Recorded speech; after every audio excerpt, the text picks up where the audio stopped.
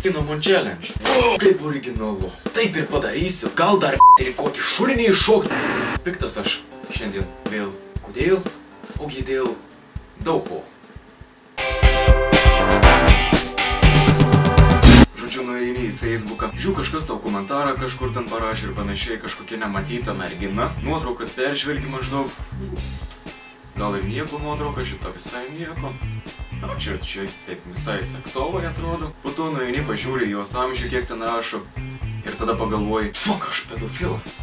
Dar ne per seniausiai kažkur Facebook'e pamačiau klasės nuotrauką. Gal 8 ar 9 klasės sėdi merginos tokius, jau tokius. Vos ne kaip greit mokyklą baigsiančios. Vyrukai stovi, susitraukia, be pasitikėjimo savim, išbalė visi mizerijos. Ir visas vaizdas susidaro toks, kad merginos fotkinasi su savo sūnumis arba broliukais mažaisiais. Ir kuri iš jų pavilnių yra mokytoja? Negana to dar ir tašpaklius. Vieną kartą kimarinu savo ramiai ir tik pyst net pažinau vienos pažįstamos. Dėl to viso špaklios ir jos spalvų mišinio to. Taip, teko gan ilgai žiūrėti į jos neaiškios spalvos veidą, kol atpažinau iš formos veido. Radio pažintys. Yra pas mane virtuvėje toks mažas radijukas, nueinu kartais susitept buterbrodą, kavos ir tenka nugirsti kartais pažinčių laidelių. Vienišas tėvelis ieško vienišos mamytės iki 40 metų ir panašiai. Vienišas mielas vaikinas ieško apkūnios moters, merginos nuo 19 iki 23 metų. Ką teko pastebėti ir kas labiausiai liūdina tai, kad dažniausiai gali girdėti, kad vaikinai ieško kitos pusės savo draugės rimtų santykių per radiją. Jėzus Marija, kas juk darosi, jeigu jau antiek neišlendi į viešumą, tai nors naudokis internetu, socialiniais tinklais, kas tau labai gali išgelbėti netgi gyvybę. Ten bent jau pamatysi, ar tavo ieškomas žmogus su visom galūnėm, akis vietoje, peržiūrėsi nuotraukas ir pažiūrėsi, ar juose neatsispindi mane, kol gali, kol dar šilta, nebent tokios kas nors ir ieško.